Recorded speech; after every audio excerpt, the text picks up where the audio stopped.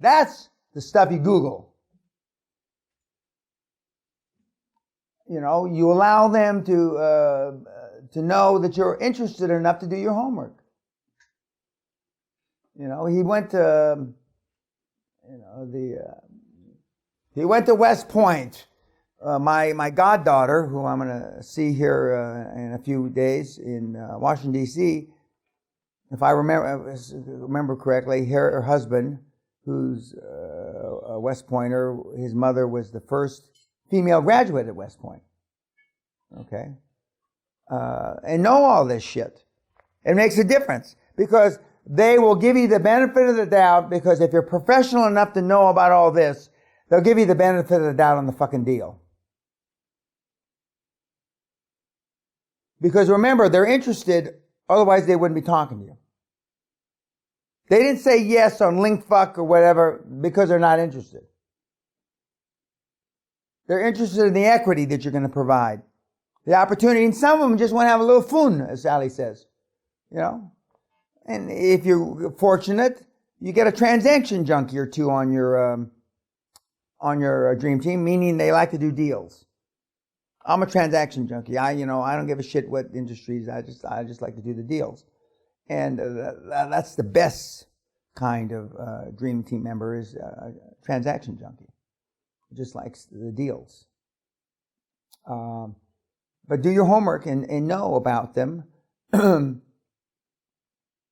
when we talk about the actual appointments, I mean, obviously, don't be late.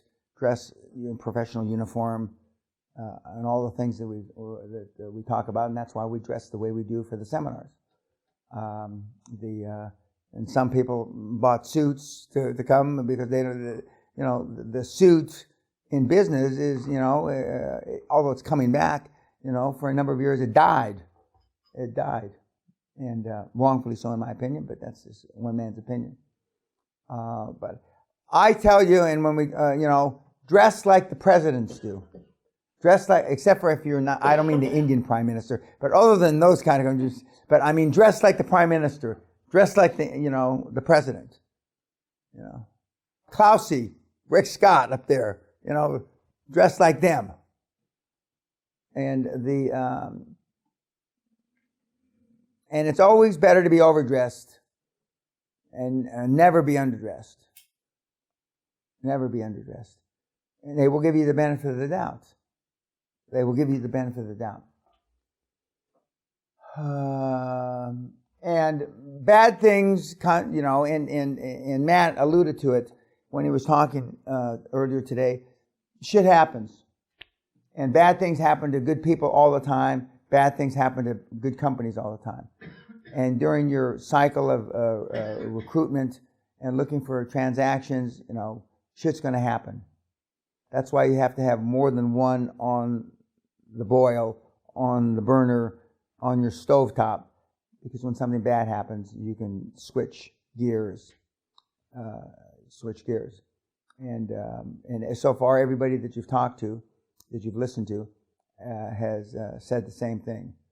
The biggest problems were, and it's not by accident, the biggest problems were the biggest deals. Simon has the biggest deal. Until we heard from Joel, and he's got the biggest deal now of the people we've talked to. And I read you what happened to Joel, and now he's able to deal with it. And I don't know if I said it on YouTube, but one of the mentees just signed $1 billion deal here in the UK, and in the energy business, oil and gas, that he'd worked on since August of 2015, I believe, is when he went to the seminar. And so he kept pushing, and and again, they all get back to the same thing. I wish I listened to Dan's steps.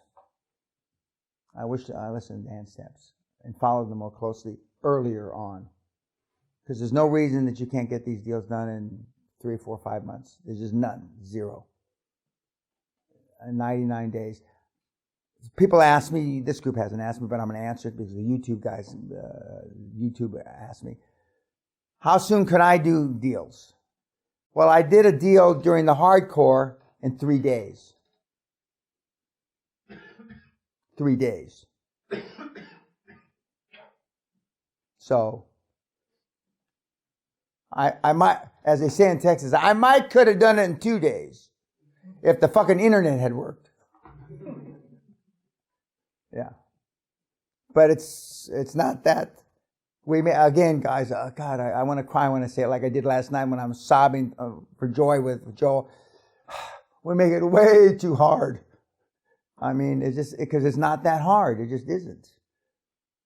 And once you do it, the second deal comes like magic, much more quickly because you've got all the confidence. The team is feeling, their oats, and they want, they want to prove that you're not a one-trick pony. But if you're going to do a one-trick pony deal, make it for $1 billion. Don't make it for 200,000.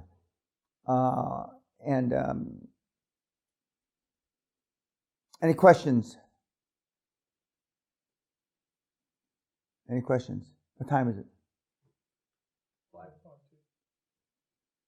Okay, yes, sir. So at the turn of the 20th century, in the beginning of 1900s, so kind of like Vanderbilt, Rockefeller, Carnegie, they were kind of all just doing... They're duking it out, yep. Yeah. They were slamming it out. Doing QLA model. Yeah, they're rolling up. I mean, they were rolling up.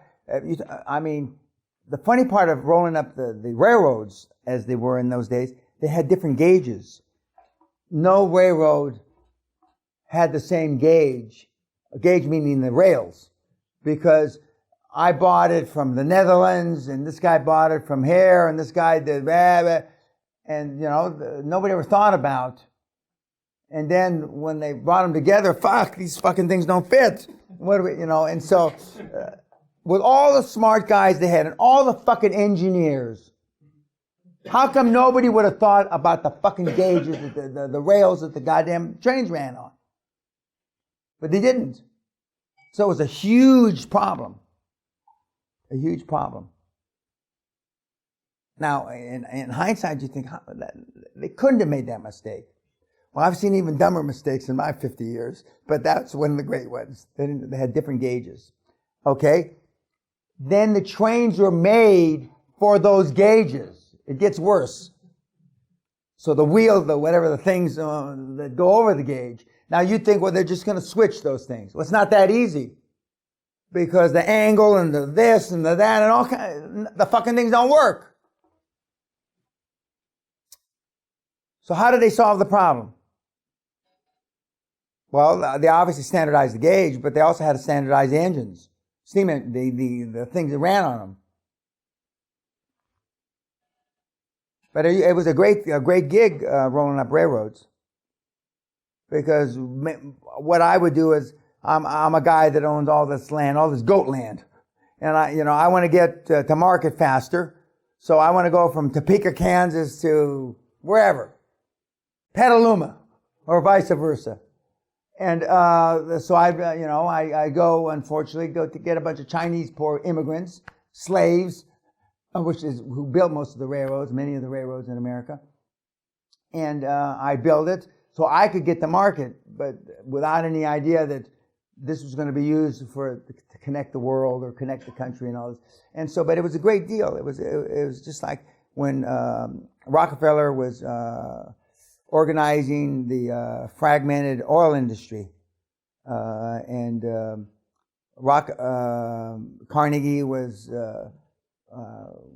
gathering up steel. So that's how it started. Back in the as early as the 1840s, 50s, 60s. There was a respite during the Civil War time, and then it got hot and heavy again in the late 1800s, early 1900s. And then J.P. Morgan, the banker, paid Carnegie something, I don't know, $450 million or something like that, for his business to make him the richest man in the world. And that $450 million today depending on who does the numbers. I don't know, it's 300 billion or a trillion, or I don't know, it's a big number.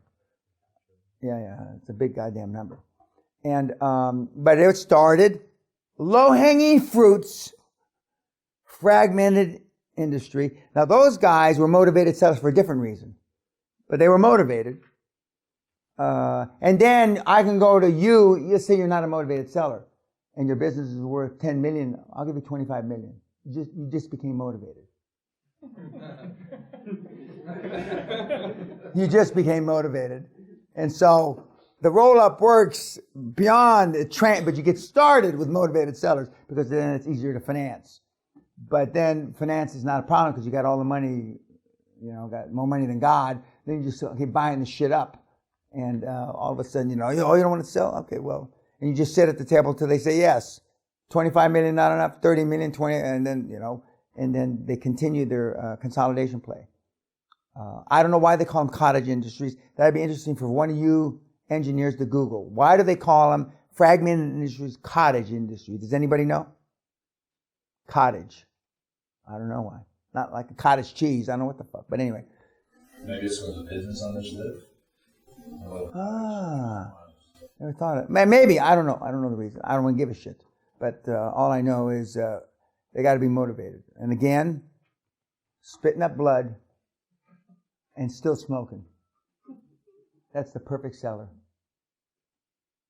How do you say in German, spitting up blood is the perfect seller?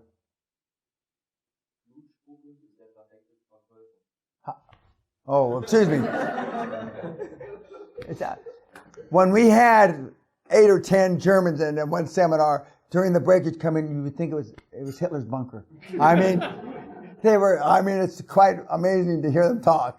And we know how to make them motivated, Mr. Pena. We can create motivation. I'm sure you can. Okay, any questions? Who's my 5? 6? 7? Okay. Yeah, Mr. Pena, I asked previously one question about micro. So, okay, ask me again. what were the advices from Jim, and what kind of exercises you did to Oh, okay. How did I go from a micromanager to a macromanager? Yeah. And what were the things he told me? Well, basically, he said, don't focus on the detail. Don't focus on crossing the T's and dotting the I's, but somebody has to, which is what the QLA model is based on. I don't cross the T's. You're not going to cross the T's, and you're not going to dot the I's, but somebody needs to have that